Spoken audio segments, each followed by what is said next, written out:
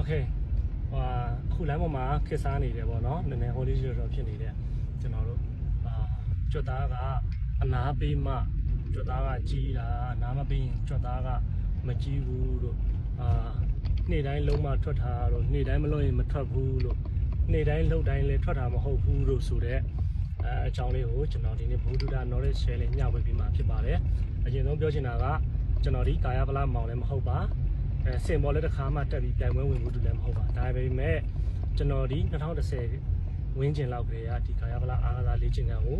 ဝါသနာပါပြီးလေ့လာလေ့ကျင့်လိုက်စားခဲ့တဲ့လူတစ်ယောက်ဖြစ်တဲ့2016လောက်မှာကျွန်တော်ဟာကျွမ်းကျင်ပြီးရတဲ့နိမှန်စနစ်မှန်တွေကိုစတင်လေ့လာသိရှိခဲ့တယ်လည်းဖြစ်တယ်အဲကြောင့်မို့ကျွန်တော်ရဲ့တွေ့ကြုံကတော့10နှစ်ကျော်ရှိပါပြီကျွန်တော်ဘောလောက်ဒီဘုဒ္ဓတာတွေနဲ့မျှဝေပြီးတဲ့ဝါသနာပါလဲဆိုတာတော့ကျွန်တော်ကိုတည်တဲ့လူတချို့ကတော့တည်လိမ့်ပါမယ်โอเคအဲ့ဒါလို့ရှိရင်ကျွန်တော်အစကိုပြန်သွားရအောင်ကျွန်တော်2010ကနေစပြီးတာနဲ့ကျွန်တော်2015လောက်ထိကိုကျွန်တော်ဘယ်လိုလုပ်လဲဆိုလို့ရှိရင် full body exercise ပေါ့အဲ့ဒီလေ့ကျင့်ခန်းတွေကိုကျွန်တော်ညနေ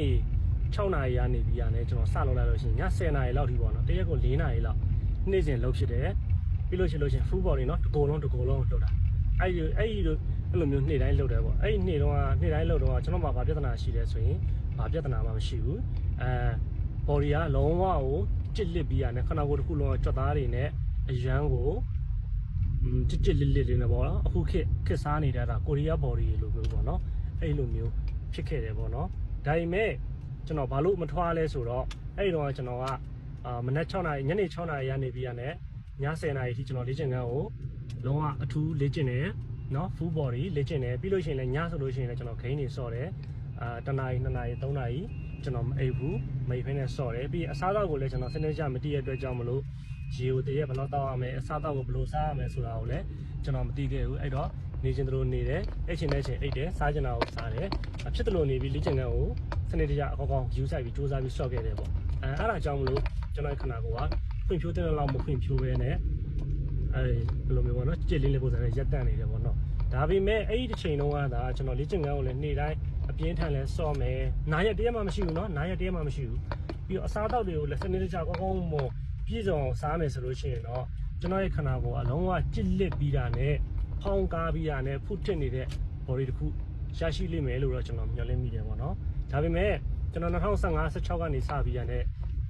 ဒီဘုဒ္ဓတာတွေကိုပြည့်စုံသွားတဲ့ချိန်မှာတော့ကျွန်တော်ဘယ်လောက်စော့လဲဆိုရင်တစ်ပတ်မှာကျွန်တော်3ရက်သို့မဟုတ်4ရက်1ရက်ကစား1ရက်နာ2ရက်ကစား1ရက်န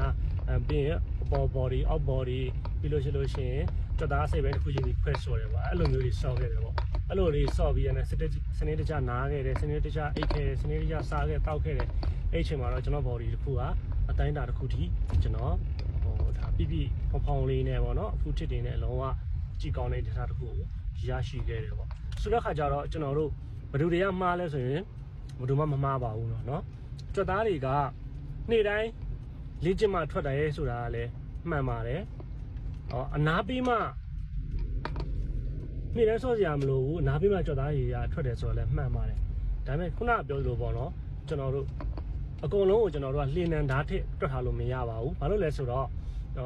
့ကျွန်တော်တို့ခန္ဓာကိုယ်ကလူချင်းတူတယ်ဗျာပခုံးတစ်ဖက်ချင်းခေါင်းထွက်တဲ့လူချင်းတူတယ်ဒါပေမဲ့ကျွန်တော်တို့ရဲ့ခန္ဓာကိုယ်မှာရှိနေတဲ့ဆဲတွေဇီဝဖြစ်စဉ်တွေเนาะကျွန်တော်ဇီဝကမ္မဖြစ်စဉ်တွေဖြစ်ပျက်သဘောတရားတွေကမတူညီကြပါဘူးเนาะဆိုတော့ခါကျတော့ဇီဝဖြစ်စဉ်မြန်တဲ့လူတွေလည်းရှိတယ်လို့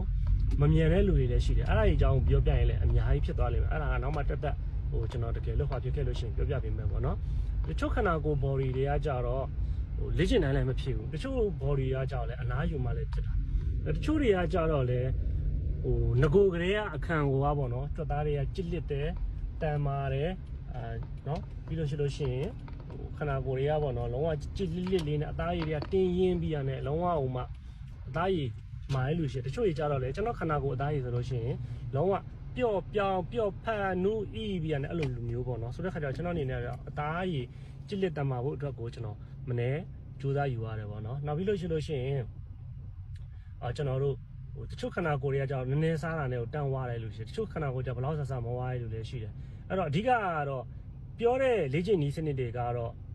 မှန်ကြတယ်ကျွန်တော်တို့အဲ့ဒါတွေကိုအပြစ်ပြောလို့တော့မရဘူးဒါပေမဲ့ဘာတွေကကျွန်တော်တို့ ဟိုဟာဖြစ်နိုင်လဲဆိုရင်ကိုပဲသုံးသပ်ရမယ်နော်ကိုယ့်ရဲ့ခန္ဓာကိုယ် body type အမျိုးအစားကဘယ်လိုမျိုးစားလဲကိုယ့်ခန္ဓာကိုယ်ကဘယ်လို train မှရတာလဲကိုယ့်ရဲ့ခန္ဓာကိုယ်ဇီဝဖြစ်စဉ်ကဘယ်လိုမျိုးလဲဖြစ်ပြမြင်ရလားမမြင်ရလားဒါတွေကိုကိုယ်တိုင်သိမှရမယ်ကိုယ့်ခန္ဓာကိုယ်ရဲ့ဇီဝဖြစ်စဉ်ကိုကိုယ်တိုင်သိမှရမယ်ကိုယ့်ရဲ့ကျန်းမာရေး lifestyle တန်မာမှုတန်ဆွမ်းမှုအယိုးအဆစ်ကျန်းမာတန်ဆွမ်းမှုတန်မာမှုဒါတွေကိုကျွန်တော်တို့ကိုယ်တိုင်ကသိမှရမှာဖြစ်တယ်ပေါ့နော်ကျွန်တော်တို့ရဲ့ခန္ဓာကိုယ်ရဲ့ဖြစ်စဉ်ကိုကျွန်တော်တို့ကိုယ်တိုင်ကမသိဘဲနဲ့သူများပြောတဲ့အတိုင်းပဲလှည့်နေထားတဲ့လေ့ကျင့်လို့မရပါဘူးဒါကြောင့်မို့ကျွန်တော်တို့တွေကလည်းဟို member တွေကိုကိုယ့်ရဲ့ client member တွေကိုလေ့ကျင့် training ပေးတဲ့နေရာမှာကျွန်တော်တို့အနေနဲ့ကပေါ့နော်ဟိုတိတိကျကျပေါ့နော်ဒါသူ့ရဲ့ခန္ဓာကိုယ်ဇီဝဖြစ်စဉ်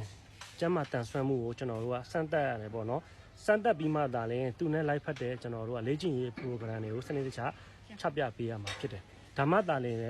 ကျွန်တော်စော့နေတဲ့လေ့ကျင့်ခန်းကသူစော့နိုင်ခြင်းမှာစော့နိုင်လိမ့်မယ်သူစော့နိုင်တဲ့လေ့ကျင့်ခန်းကိုလည်းတခြားတစ်ယောက်ကစော့နိုင်ခြင်းမှာစော့နိုင်လိမ့်မယ်အဲ့ဒါတွေကိုကျွန်တော်တို့ကလင်းနံသားထက်တပုံစံနဲ့ချပြပေးလို့မရဘူးဒါကြောင့်မို့သူတို့နဲ့ live ဖတ်တဲ့လေ့ကျင့်ရေး program တွေကိုကျွန်တော်တို့ကစနစ်တကျပြန်လဲချပြပေးရတယ်အဲ့လိုမျိုးလေးတွေရှိတယ်ပေါ့နော်ဒါကြောင့်မလို့ကျွန်တော်တို့ဟိုအနားယူမှ